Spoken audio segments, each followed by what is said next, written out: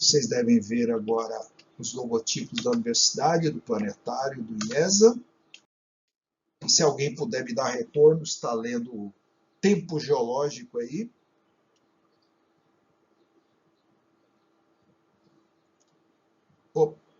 Opa, obrigado. Então, passaremos agora a falar sobre isso, tempo geológico. Bom, para efeito de avaliação, o curso terminou semana passada. Tudo que vem para agora é tudo a mais. Falar sobre tempo geológico, falar sobre as questões ambientais atuais. Então, para efeito de estudo para avaliação, tudo acabou semana passada. Bom, o tempo geológico aqui é uma visão bem didática e simples, mas ao mesmo tempo impossível de a gente mostrar para vocês. Então, veja lá em cima que tem uma cidade, é um posto de combustíveis aqui, né? Tem um avião passando, prédios, tem um automóvel, e abaixo tem as camadas de rocha. Então, é como se a gente tirasse um pilar de camadas de rocha abaixo do que está dos nossos pés atualmente e a gente identificar camada por camada uma história diferente e ao longo, então, da história do nosso planeta Terra. Por que eu digo que é impossível? Porque não existe lugar nenhum no planeta com essa característica, trazendo desde as rochas mais antigas, na sequência ininterrupta a todas as rochas até hoje. O que existe são sequências que a gente chama de estratigráficas, portanto, cada camada é um extrato, por isso chama-se estratigrafia, o estudo desses extratos, dessas camadas, e não se consegue, então, ter registro de todo o tempo geológico. Para haver registro do tempo geológico, tem que ter acontecido erupções vulcânicas, para que as rochas vulcânicas sejam depositadas por cima de outras rochas, ou que tenha havido dunas desérticas, para que aquela areia toda fique depositada por cima de outras rochas, ou que tenha havido sedimentos trazidos por gelo, o gelo vem, passa, derrete e larga os blocos de rocha ali, então a gente tem ali a marca de um tempo, de uma idade geológica, ou ainda, por último, água.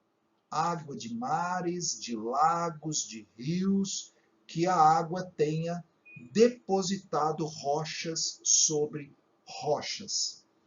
E com isso a gente conseguia identificar se era fundo de mar, se era um mar raso, se era um recife de corais, se era uma praia, se era uma área de costão rochoso ou se era uma área somente de praia de areia fofa ou com outros tipos de rocha. Então a gente precisa desse registro para poder identificar as camadas. Caso contrário, não há todas as camadas.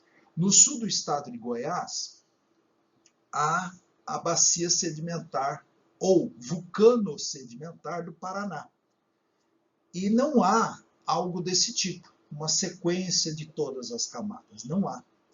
Porque dependendo do lugar, faltam registros das rochas. Por exemplo, no sul do estado de Goiás, está muito bem marcado o atual, que é o Holoceno, aqui em cima, e logo abaixo vem o Cretáceo e o Jurássico.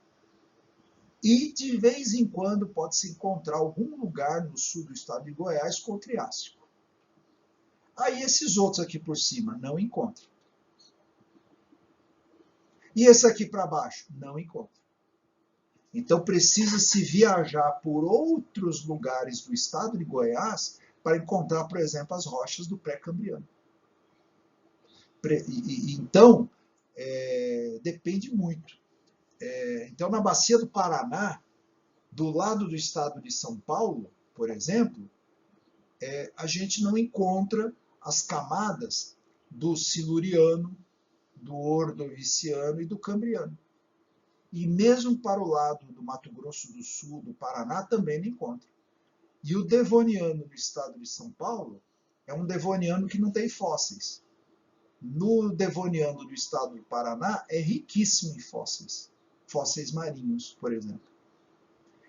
E aí precisa escavar para poder encontrar rochas do Siluriano da bacia sedimentar do Paraná, que está por baixo. Ela não aparece na superfície, então se diz que ela não está aflorando. Tá? E não tem nenhum registro de Ordoviciano e Cambriano da bacia do Paraná. Na Inglaterra, tem uma sequência de rochas que estão deitadas, então foi uma rocha dessa empilhada na vertical, mas que aos poucos foi deitando por movimentos da crosta, e lá tem uma quantidade grande de rochas, mas não é tudo. Eu vou mostrar para vocês a sequência do Grand Canyon, que o Grand Canyon consegue ter quase todas as camadas, mas não é num único lugar. Então são pedaços do Grand Canyon que tem pedaços dessa história.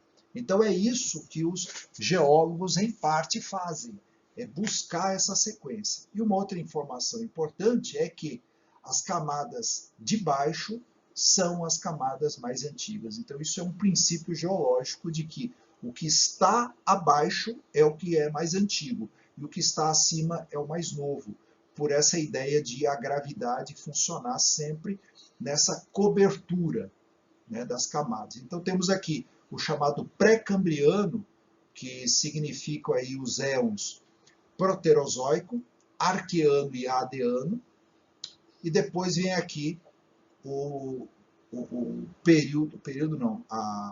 a era paleozoica, com os períodos cambriano, ordoviciano, siluriano, devoniano, carbonífero, permiano. Depois aqui a era mesozoica, Triássico, Jurássico, Cretáceo, e a era Cenozoica, e aqui estão já divididos as épocas: Paleoceno, Eoceno, Oligoceno, Mioceno, Plioceno, Pleistoceno, Holoceno. Mais uma ilustração a respeito disso, da coluna geológica. Então aqui desse lado estão colocados os nomes e aqui estão colocados os principais fósseis encontrados. Então aqui também estão as idades. Então lá atrás a Terra se forma há 4,6 bilhões de anos. E então aqui seria o Adeano.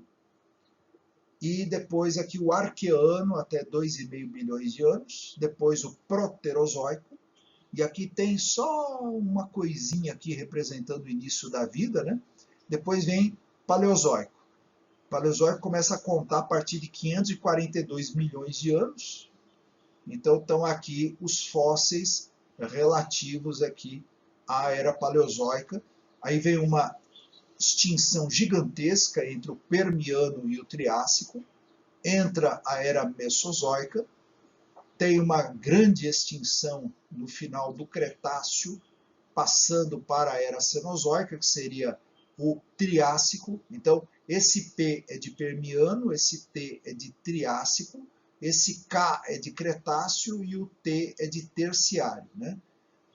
E aqui entra, então, a era Cenozoica com os seus respectivos, suas épocas, né?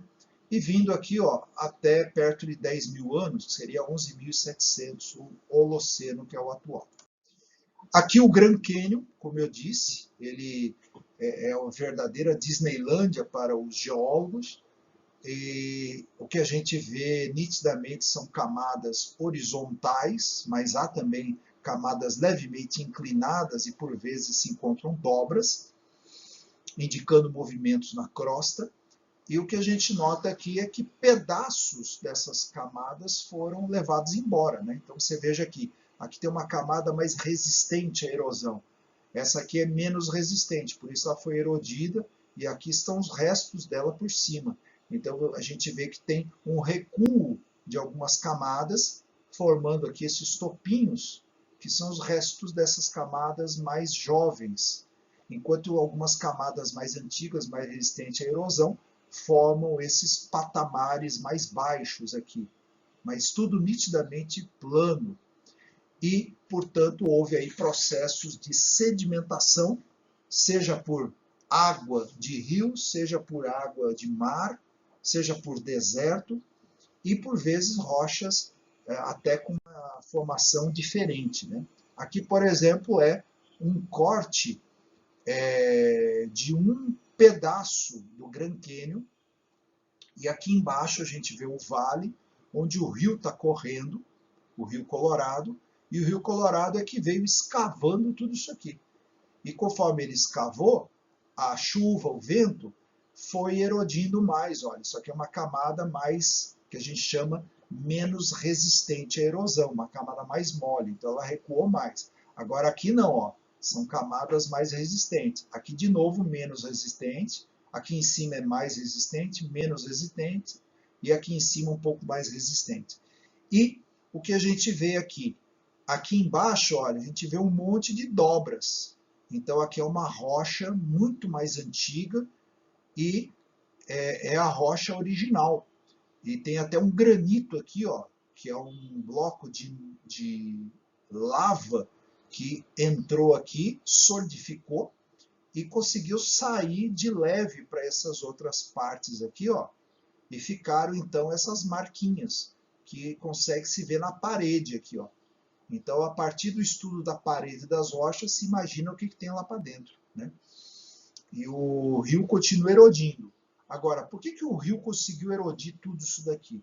Não é que ele tem grande poder de erosão, é que o continente América do Norte está subindo.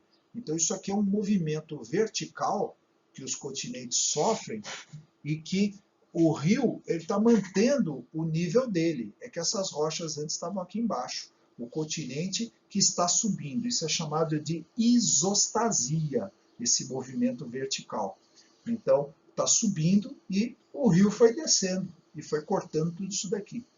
A gente vê aqui ó, uma camada inclinada, indicando então que tanto essas dobras aqui, quanto depois essa inclinação de camada, foram feitas aqui por movimentos tectônicos, movimentos da crosta terrestre. Então tudo isso aqui ó, é pré-cambriano. E depois entra aqui a era paleozoica, com o período cambriano, teve essa deposição desses materiais aqui. No devoniano, esses outros. No mississippiano e pensilvaniano, isso daqui é carbonífero. Nos Estados Unidos eles chamam o carbonífero inferior de mississippiano e o carbonífero superior de pensilvaniano. Tudo isso aqui é carbonífero. E depois aqui no permiano, diferentes ambientes foram depositados aqui. E depois veio toda essa erosão. Bom, e comparando aí o tempo geológico, em escala de duração, se colocar em um relógio aqui, seria o Rabeano, todo esse pedaço aqui, o Arqueano, todo esse pedaço, o Proterozoico, tudo isso daqui, a Era Paleozoica, esse pedacinho, a Era Mesozoica, esse pedacinho, e o Cenozoico, esse pedacinho. Então vejam aqui que é uma volta completa de 4,6 bilhões de anos. Esse GA é giga-anos. Então, aqui, o Rabeano, 3,8 bilhões de anos. O Arqueano, 3 bilhões de anos, de 3,8 a 2,5. Veja que a gente sempre faz a contagem de trás para frente, né, do que é o mais antigo. O Proterozoico, de 2,5 até 542 milhões de anos. Então, por aqui dá 1 bilhão de anos, aqui 2 bilhões de anos. Né? Aqui 1 bilhão, aqui 2 bilhões. A Era Paleozoica de 542 a 251, a Mesozoica de 251 a 65 milhões de anos, e a Cenozoica são os últimos 65 milhões de anos. Bom, significa o seguinte, a gente conhece melhor a história da era Cenozoica, porque é tudo muito mais recente, existe maior abundância de fósseis, conhece menos a Mesozoica, menos ainda a Paleozoica, porque muitos fósseis foram destruídos ao longo do tempo, e a gente conhece muito menos o Proterozoico, menos ainda o Arqueozoico, e quase nada sobre o Rabeano. Então, quanto mais antigo, menos a gente conhece sobre a história do planeta Terra. Pensando em extinção em massa, eu já apresentei isso para vocês, né? Que os fatores terrestres para extinção em massa, a tectônica de placas, a mudança climática abrupta, o vulcanismo intenso, mudanças no nível do mar ou uma combinação desses fatores. Tudo isso provoca extinções em massa porque causam grandes mudanças no ambiente do planeta. Aqui, revendo essas extinções, então, temos aqui marcado 1, 2, 3, 4, 5 extinções e a nossa atual é a sexta. Né? Temos aqui, então, ó, Paleógeno, Neógeno, Cretáceo, Jurássico, Triássico, Permiano, Carbonífero, Devoniano, Siluriano, Ordoviciano, Cambriano, Pré-Cambriano. E aqui o número de famílias. Então, entre o Ordoviciano e o Siluriano, teve uma extinção em massa. No Devoniano, entre o que seria o Mississippiano e o Pensilvaniano, outra extinção em massa.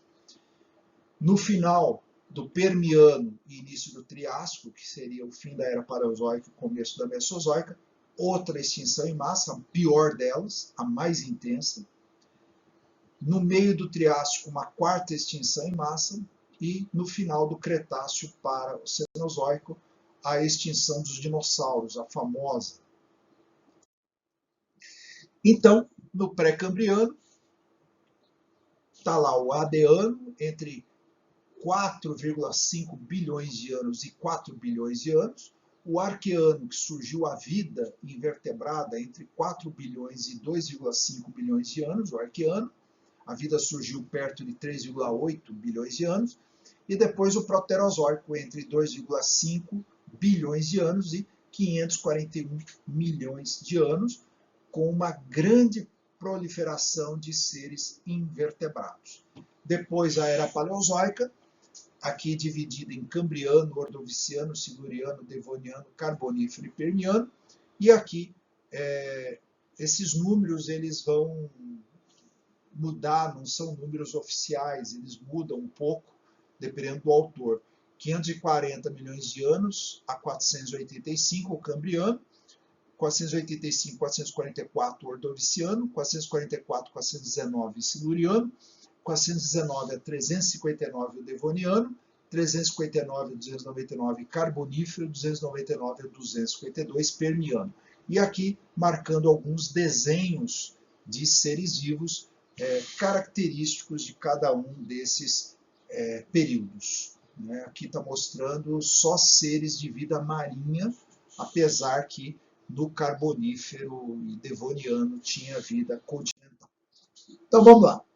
Então, o nome Paleozoico, zoico é vida, paleo é antiga, assim como Mesozoico é vida intermediária, mediana, e Cenozoico é vida recente.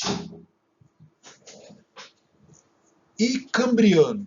Bom, então o Cambriano, colocando aqui entre 542 e 488, novamente eu digo, esses números aqui variam, né? O nome latinizado de Sinhu. Cambriano vem de Sinhu, como antiga denominação do país de Gales. Então, são camadas de rocha encontradas no país de Gales, portanto, datadas como sendo depois do pré-cambriano, início da Era Paleozoica, que então foi chamado de Cambriano, a partir de Sinhu. Nessa época, o dia durava 21 horas e 19 minutos, então a Terra girava um pouco mais rápida. E nesse mapa, nessa projeção chamada MOWIDE, nós vemos aqui em azul os oceanos e em marrom o que tinha de continentes. Né? Então, isso aqui, há 514 milhões de anos, tinha aqui o Oceano Pantalássico, o Oceano Iapetus e camadas aqui, camadas não, as terras emersas aqui onde estaria a Austrália, Antártida, o sul da China, um pedacinho da Índia, África, América do Sul, por aqui assim, aqui seria a atual Flórida, a atual Sibéria, um pedacinho do Alasca, um pedacinho do norte da China. E esses são os chamados filos de organismos modernos que surgiram no Cambriano e estão aí até hoje. Então, por isso se fala em explosão cambriana de vida, a terceira grande radiação dos animais. Então, a grande quantidade de grupos de animais que surgiu. Então, vamos ver aqui as letras. Esse V é pré-cambriano. Então, no pré-cambriano surgiram aqui os primeiros grupos de animais invertebrados e alguns até com concha.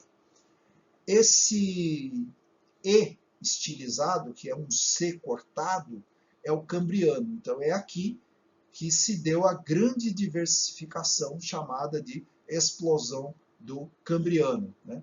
E aqui tem esse folhelho burguês, que é um grande achado que tem uma quantidade enorme de fósseis, mostrando, portanto, a grande diversidade de vida dessa chamada explosão cambriana. Vamos lembrar que no final desse pré-cambriano, que seria o proterozoico, o planeta Terra estava congelado, era a Terra bola de neve. Então, que o gelo dos polos norte e sul se avançaram até o Equador, o planeta ficou congelado e, devido à tectônica de placas, de novo esse gelo quebrou, o planeta esquentou e houve essa proliferação de vida. Aqui para cima, Ordoviciano, Siluriano, Devoniano, Carbonífero, Permiano. Então, são animais invertebrados, e aqui tem animal vertebrado, como os peixes, que estão presentes até hoje nos oceanos. Então, olha aqui um parente aqui de escorpião, né? Aqui molusco, braquiópoda. Aqui estão outros moluscos, tipo, como é que chama isso aqui? O escargot, né? Eu não lembro o nome em português, mas a gente chama, tecnicamente, é um gastrópode, que tem essa conchinha em espiral, né? Aqui, um equinodermata, é tipo uma lesma, é isso aí. Porque a lesma, ela é de ambiente terrestre, né? Isso.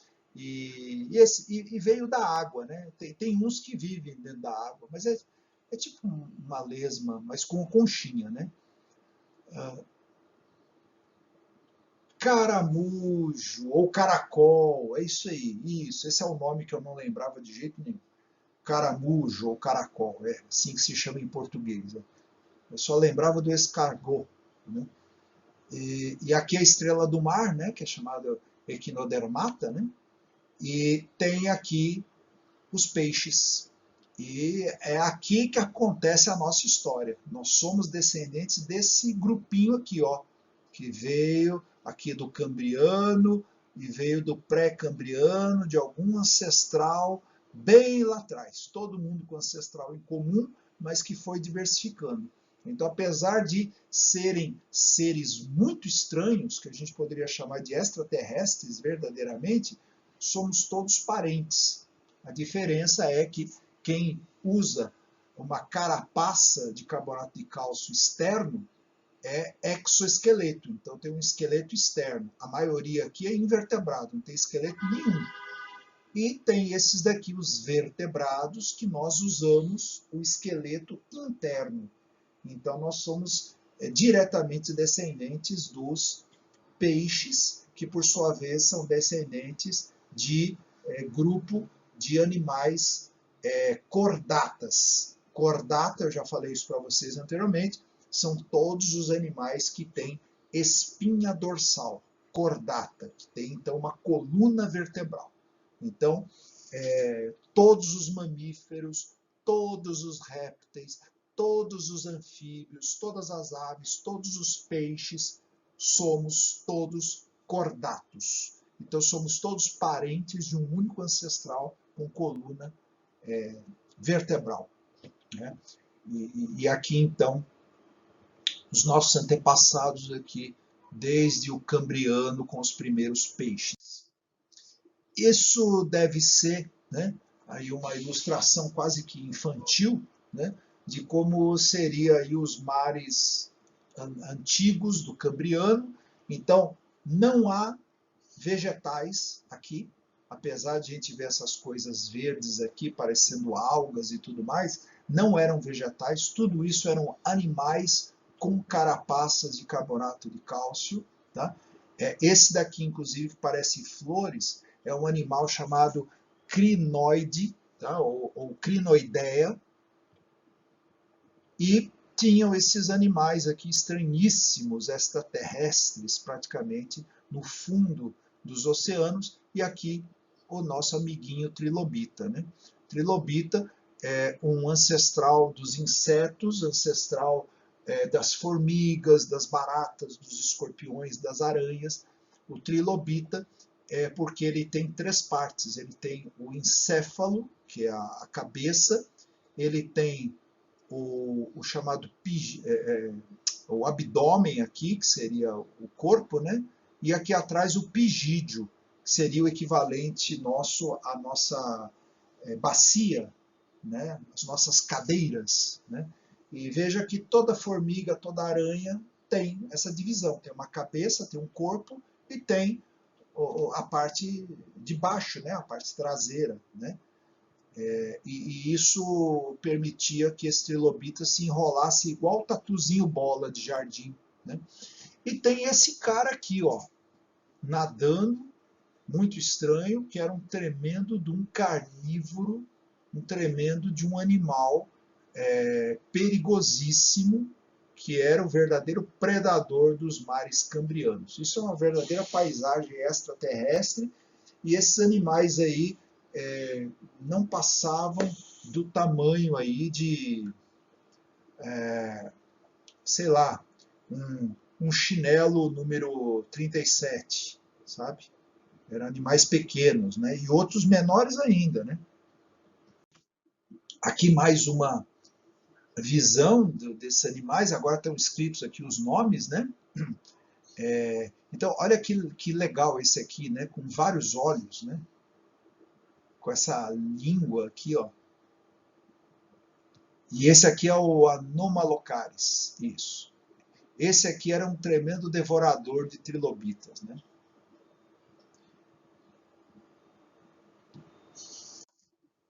Aí o trilobita com outros tipos de trilobita, são 3 espécies diferentes. Esse daqui existe até hoje, esse tipo de trilobita aqui. E eles são grandes, esse aqui são do tamanho assim de tartarugas. As tartarugas de água doce, mas vivem no mar. Na América do Norte são conhecidos em mares rasos esse tipo ainda. Aqui também, né, a paisagem, agora já em computação gráfica, né, mostrando a diversidade da fauna. Né. Já tem algumas coisas aqui parecidas com lula, algo semelhante a polvo, né, por aqui. Né. Agora, período ordoviciano, 488 a 444. O nome ordoviciano vem de Ordovíces, de uma antiga tribo do norte do País de Gales. Então, também outra camada de rocha lá do País de Gales.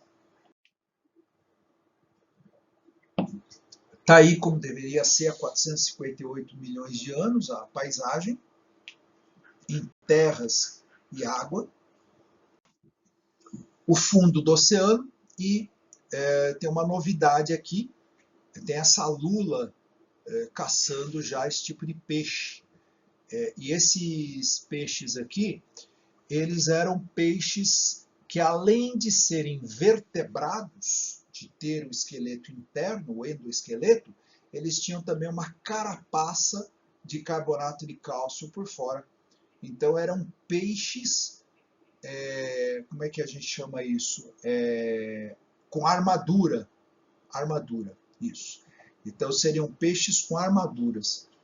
E aqui ele sendo aprisionado aqui por uma lula, que vai ter bastante trabalho para destruir essa armadura, né? Aqui, trilobita, como sempre. Olha lá o caracolzinho, né? Só que de água salgada. Aqui, conchinhas do tipo bivalvia. E tudo isso que está em volta, mesmo sendo verde, são todos animais. Ó, tudo isso aqui é animal, não é vegetal. E aqui uma paisagem do que deve ter sido os mares ordovicianos. Aqui já aparecem, olha, corais, mas são corais diferentes dos atuais. Tem uma pequena diferença na estrutura das paredes pela quantidade de faces desses corais. São corais extintos, mas é um ambiente, então... porque, veja, não se conseguia, ou não se consegue ainda, obter fósseis ou ambientes sedimentares de todas as paisagens que existiam. Poderia já ter vida ali naqueles continentes que eu mostrei, mas não existe nenhum depósito sedimentar com fósseis mostrando que havia vida. Então não tem esses fósseis. Então só tem fósseis de ambiente marinho e assim, de recife de corais. Então essa é a dificuldade também da paleontologia, conhecer os diferentes ambientes, porque só dá para falar de onde tem fósseis, né? Aqui, mais um ambiente aqui no coralífero, né, com os animais que aqui viviam.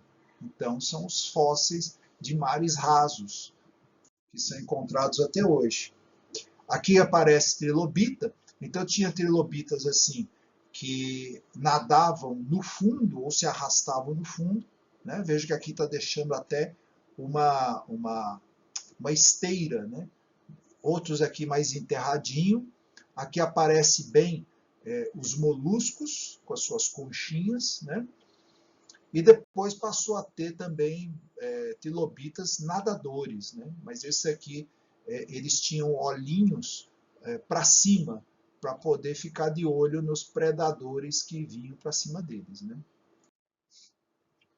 Então aqui, um lula, que é nautiloide aqui, um conodonte, que é um dos primeiros de origem cordata, que tinha uma coluna vertebral, né? Aqui os crinoides, que eu falei para vocês, tinham também esses briozoas, tem muitos fósseis desse animal briozoa, os bivalves, né? Molusco bivalve que vivia enterrado, outros bivalves que viviam mais na superfície, corais, braquiópodes, que também é um tipo de bivalve. Bivalve é porque tem as duas conchinhas, né?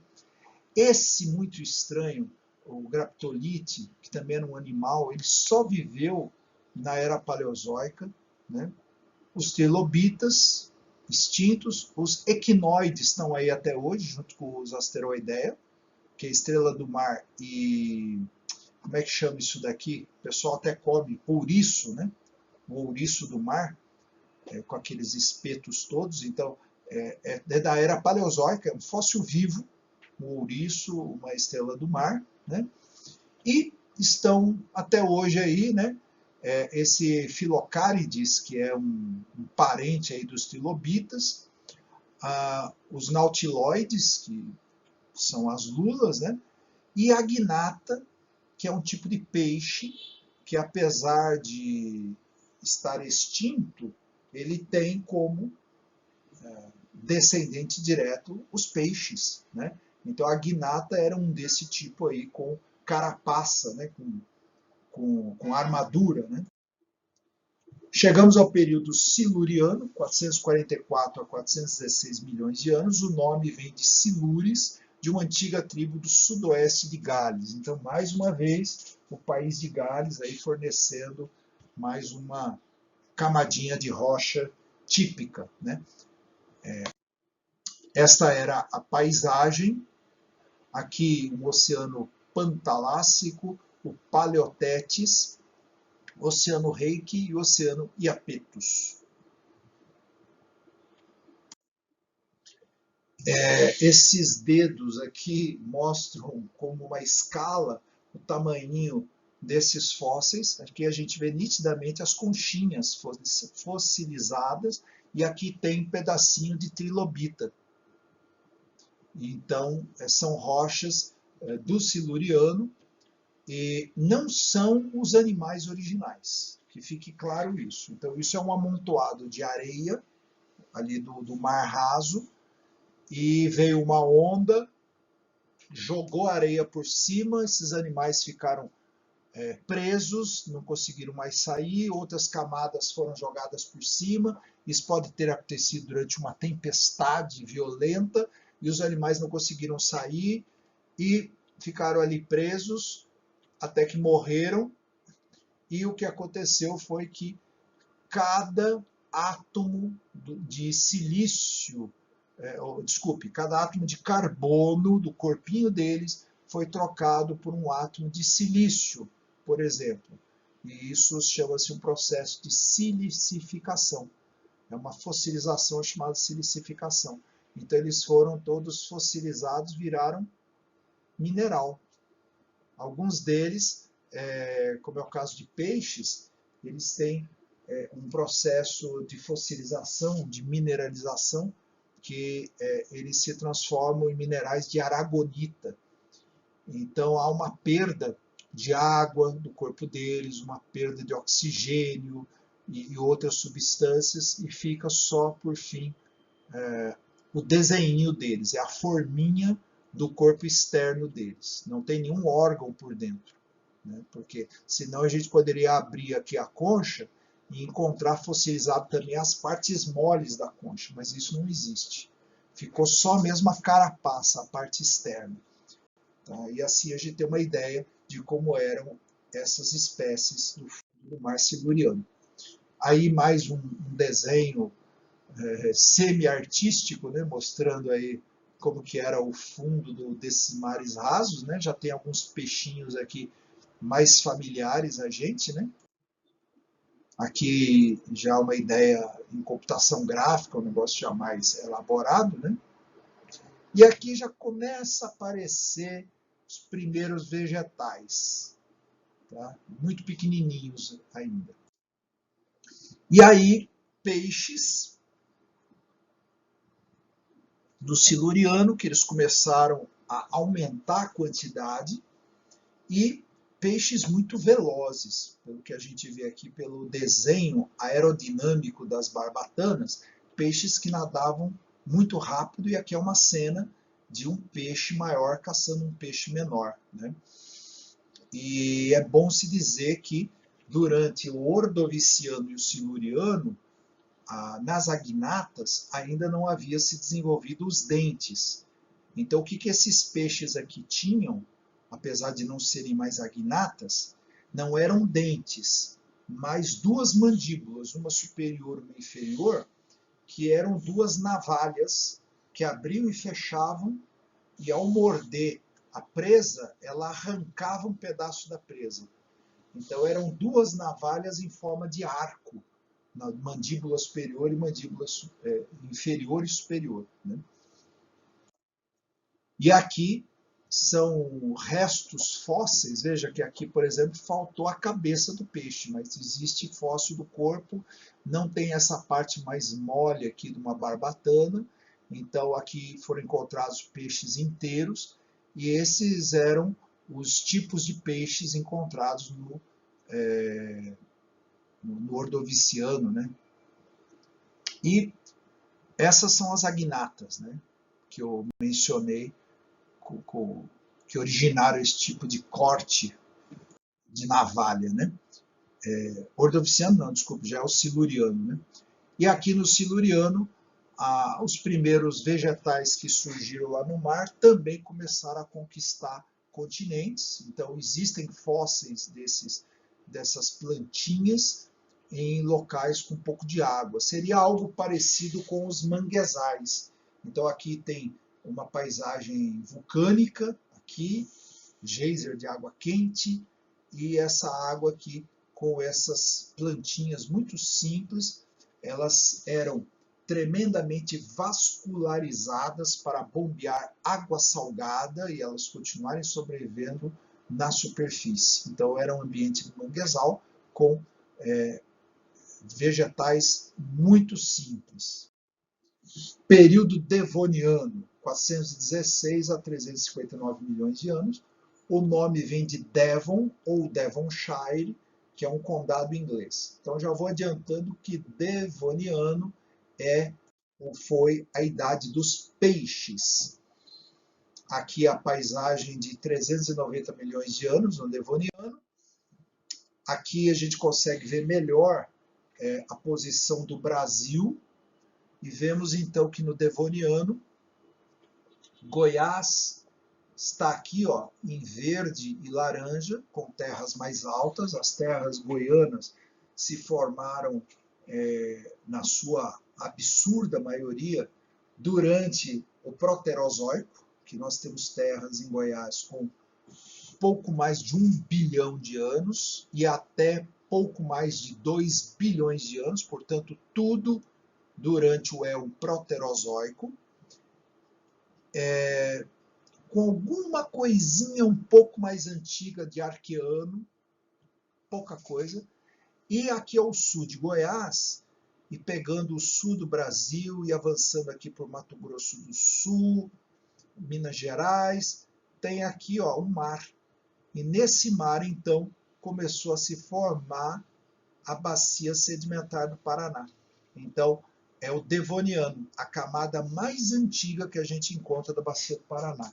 E vejam que do Nordeste brasileiro aqui, pegando Maranhão, Piauí, avançando para a região norte até o Oceano Pacífico, também tinha um mar aqui, e por isso se encontra na Amazônia também a camada do Devoniano. Na Amazônia, inclusive, se encontra a camada de Siluriano, que é anterior aí ao Devoniano.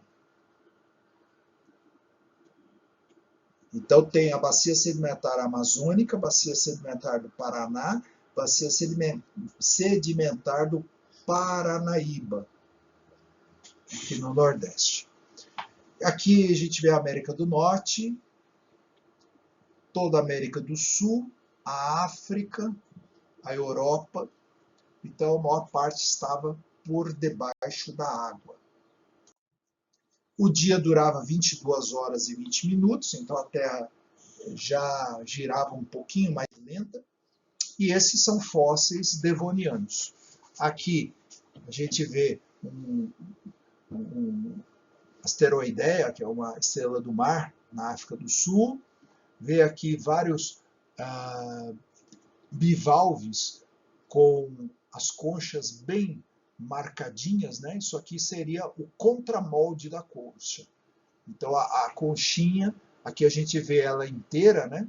Tem aqui moeda para dar a ideia de tamanho e escala, né? Então a conchinha aqui, ela meio que carimbou esse sedimento, né? A concha foi destruída e ficou a marca dela aqui. Todos da África do Sul. Esses são das Ilhas Malvinas e se encontra também no Paraná, na chamada Formação Ponta Grossa, em homenagem à cidade de Ponta Grossa.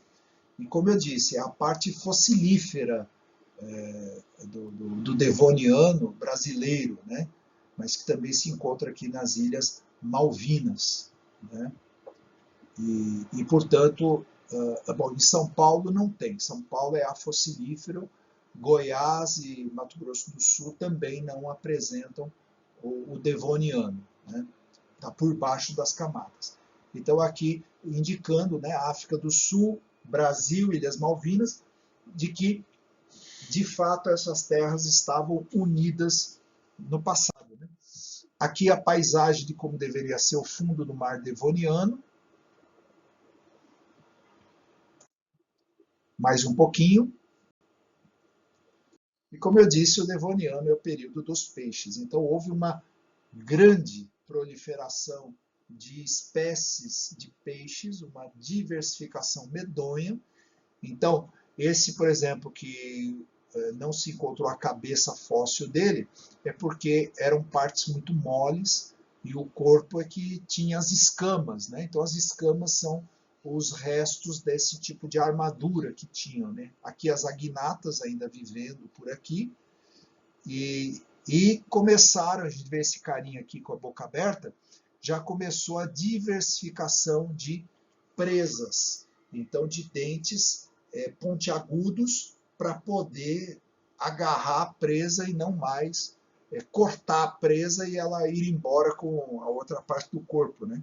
Então já era a ideia de dentes caninos para segurar a presa e depois outros dentes para continuar perfurando e destruindo o corpo, né? Então, os dentes surgiram nas bocas dos peixes. Os nossos dentes estão diretamente vinculados aos dentes dos peixes. Toda vez que você for comer um peixe, lembre disso. Aqui, peixes vivendo na água salgada que lentamente foram saindo para a água doce e saindo para a superfície. Então, no lugar de barbatanas, foi se desenvolvendo mais ossinhos que originaram o que hoje a gente chama no nosso corpo, né, de braços, mão, pulso, dedos. Tudo isso aqui é origem nas barbatanas dos peixes e os primeiros anfíbios com pulmões, portanto, podendo respirar em locais onde havia seca, e esses peixes normalmente morreriam sufocados, né, porque eles precisam das guelras para respirar ali ao lado da cabeça. Então houve espécies que desenvolveram pulmões e podiam então sobreviver na água doce que secava e podiam se deslocar então pela terra, aguardando chuvas para poder voltar para a água, né, ou se arrastar. E com isso surgiram aí os anfíbios e mais tarde os répteis. Então aqui ficou para trás o Cambriano, o Ordoviciano, o Siluriano, estamos no Devoniano. Então aqui no Devoniano, onde está mais largo isso daqui, então são peixes com cartilagem, né? Esse jawless seria a cartilagem. Então surgiu aqui no Cambriano, foi desenvolvendo no Siluriano, aconteceu o auge no Devoniano e até hoje tem pouca quantidade esses peixes com cartilagem. Aqui os placodermes, que eram esses peixes com carapaça, com armadura, que vieram lá no Siluriano e grande quantidade no Devoniano, mas foram extintos. E no finalzinho do Siluriano e ao longo do Devoniano surgiram os sharks. Os sharks aqui seriam os ancestrais dos jails, seriam os tubarões, né? E, então são aqui os parentes dos tubarões, né? Vejam que aumentou no Carbonífero, diminuiu no Permiano e no Triássico, foi aumentando no Jurássico, aumentou no Cretáceo e continua aumentando até hoje. Então, é por isso que a gente diz que os tubarões também são fósseis vivos. Esses todianos, que também é um tipo de peixe que teve o auge no Devoniano e desapareceu no Permiano, né? Os parentes aqui do que seriam as raias, que também é um tipo muito parente aí do tubarão, né? Que vai aumentando a quantidade, e outros tipos de peixes aqui, ó, que tem pouca hoje, e os chamados tetrápodes, que os tetrápodes são peixes que se tornaram anfíbios, que mais tarde se tornaram répteis, que se tornaram aves e também se tornaram mamíferos. Então, nós somos um tipo de tetrápode, porque nós temos 4 membros. Então, a gente consegue engatinhar. Então, é uma característica do tetrápode, né? Aí já é a paisagem do Devoniano, e houve no Devoniano um gigantismo da vegetação. Então, o que nós estamos vendo aqui são árvores com mais de 3 metros de altura, que são árvores de samambaias.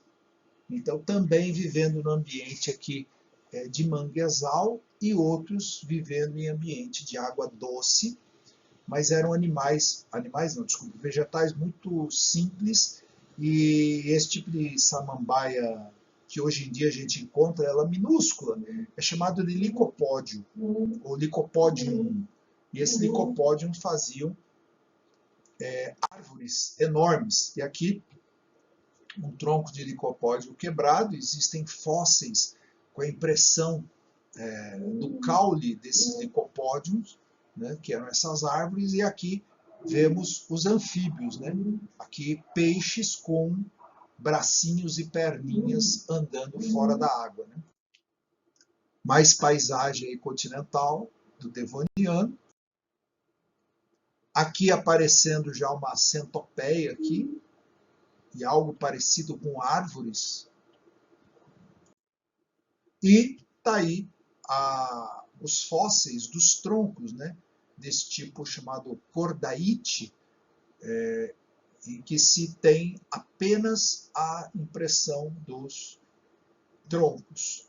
E raramente se tem um fóssil de um pedacinho das folhas, muito simples. E aqui então é a reconstrução do que deveria ser essa árvore inteira aqui. Bom, aqui também outra árvore chamada Calamites, outra Pissaronius, e aqui os tipos muito parecidos com samambaias e outras que tem até hoje, né? Mais simplesinhos, né? E aqui o licopódium que eu me referi, que hoje em dia o licopódium ele tem alguns centímetros só, né? Coisa assim de tipo uma gramínea esse licopódium, né? E que formava árvores como esse Lepidodendron, que tinham vários metros de altura. Acabou o Devoniano.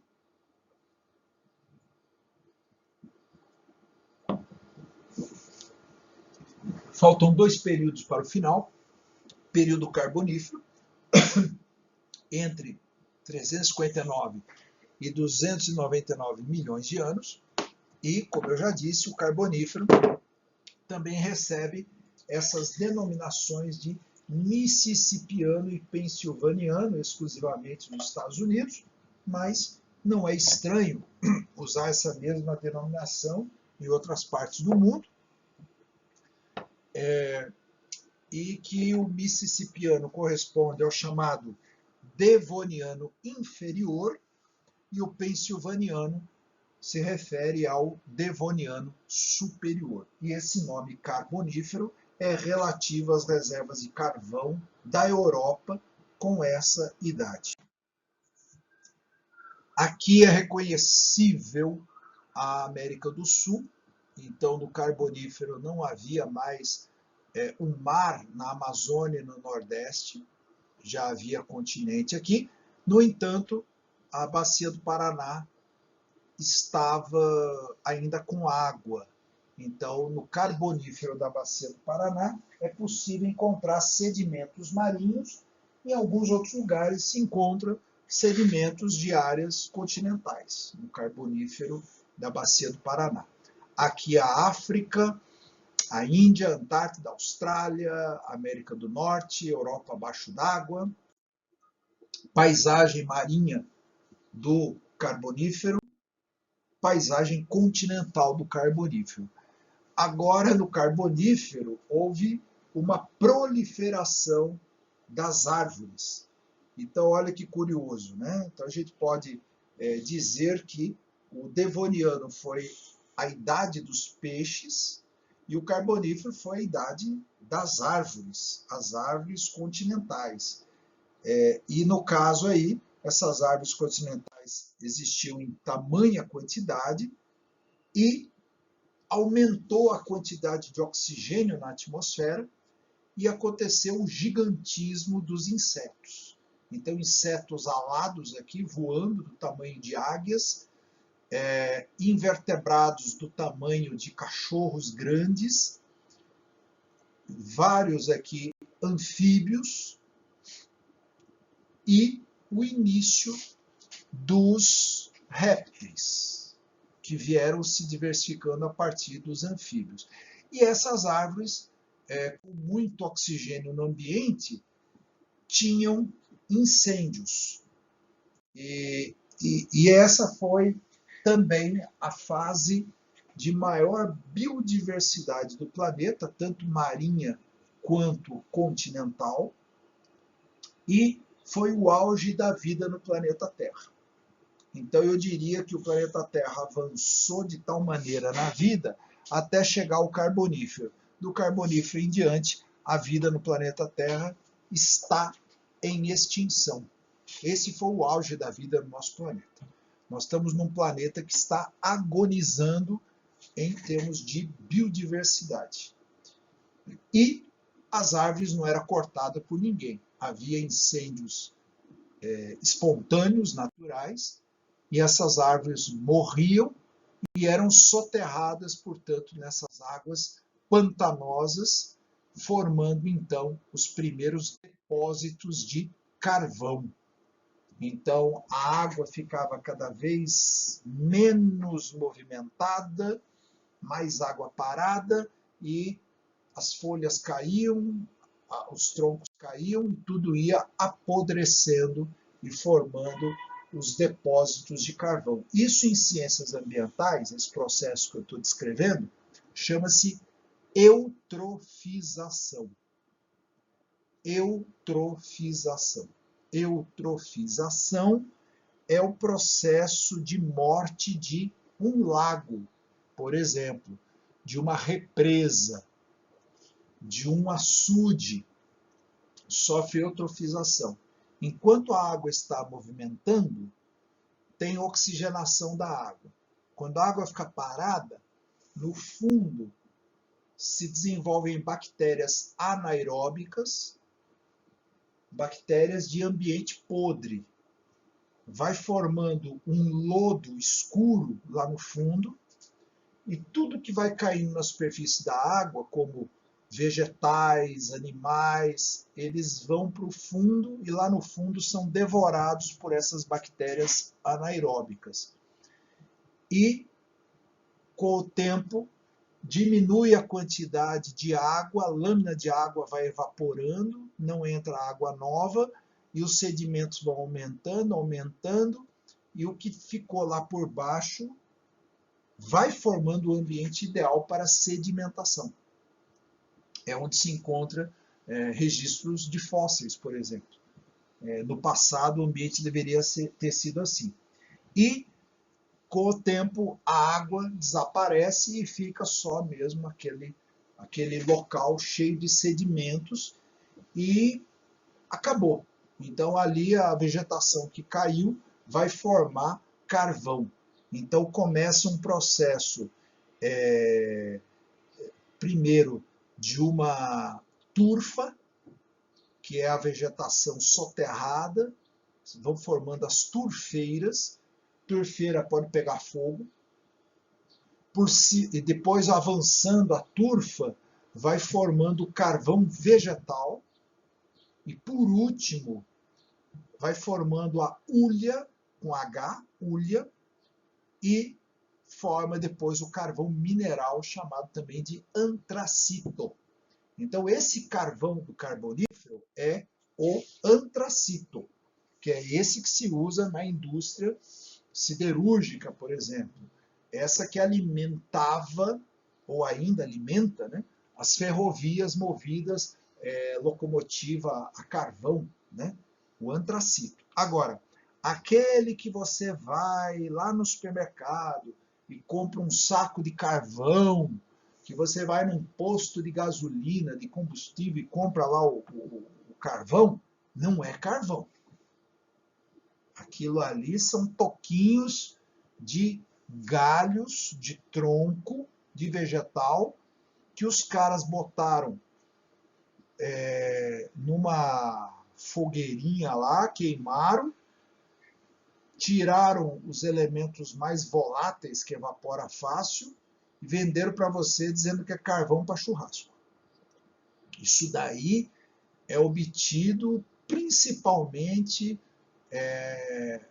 de reservas florestais protegidas.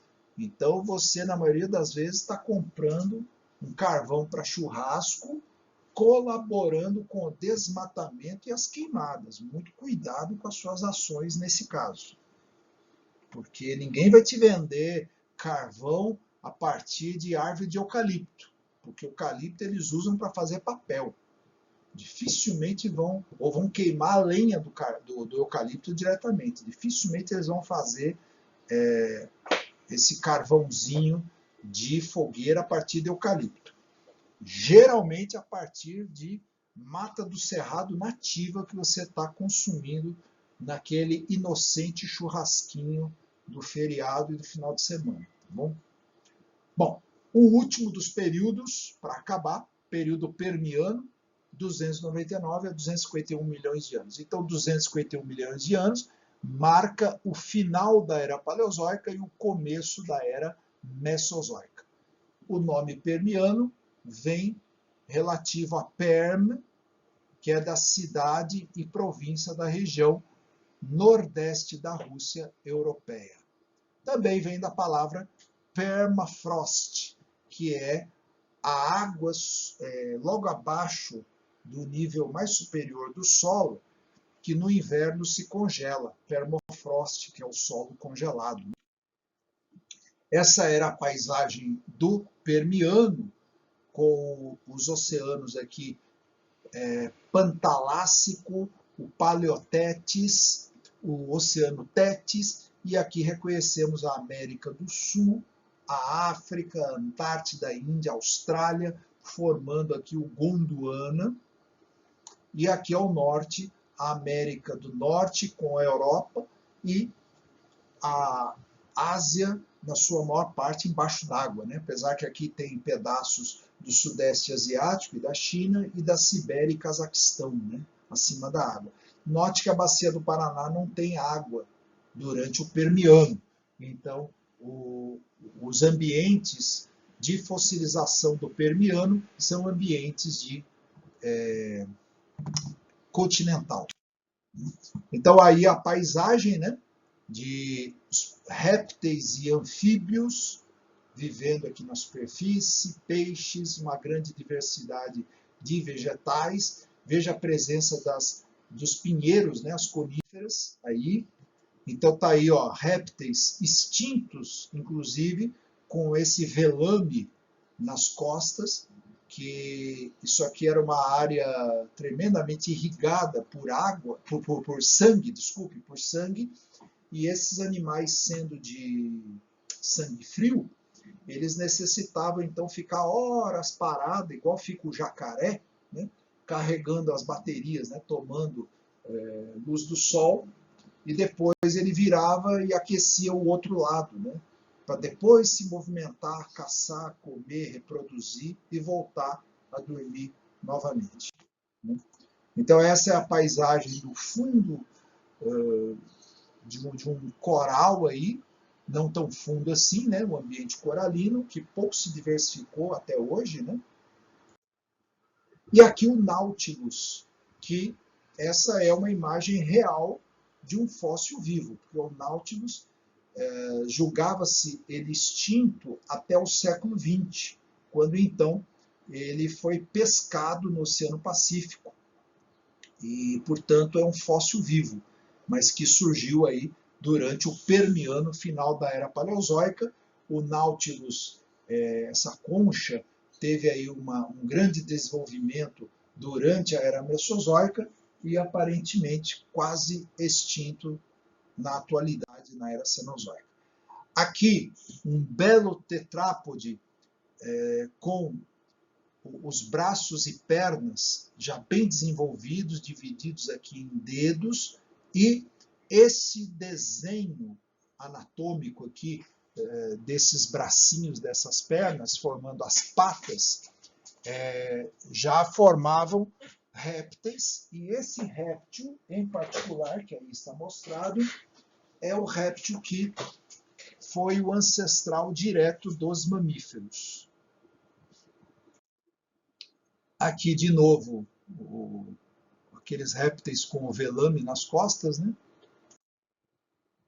Aqui alguns fósseis com a paisagem vegetal bastante diversificada. E aqui no finalzinho, então, para fazer graça com esses últimos slides, né?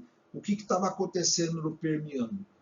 Aconteceu que na Sibéria houve a abertura de falhas, deixando lava vulcânica subir. Tem inclusive um dos vídeos que eu recomendo para vocês, mais para o finalzinho aí do curso, que vai mostrar essa saída de lava na Sibéria. Isso aconteceu por uns 10 milhões de anos e, portanto, a atmosfera ganhou muito dióxido de enxofre e também havia na época até alguns anos atrás, né, uma teoria de que um asteroide ou um cometa também impactou no planeta e com isso deve ter extinguido a vida também, né? Hoje se sabe que não houve esse impacto desse asteroide, mas até alguns anos ainda se colocava essa possibilidade, né? E as placas tectônicas estavam se movimentando mais rápido, porque foi na época que o Gondwana se quebrou, separando do Pangeia, que é a parte norte, e o próprio Gondwana foi separando no final do Permiano, início do Triássico, para originar o Oceano Atlântico, por exemplo. Bom, e aqui tem esse réptil que se desenvolveu muito, né? Que é o gornopsídeo, né? Que o gornopsídeo seria então esse nosso parente mamífero, né? Que o gornopsídeo originaram então os mamíferos, né? E aqui então está em inglês, eu já vou traduzir, é de 29 de maio de 2006, aqui do Dr. Fun, doutor engraçado, né? Dizendo aqui, ó, no Permiano superior, o ecoativista Algornopsidian, o que é isso aqui? É o Algor, né?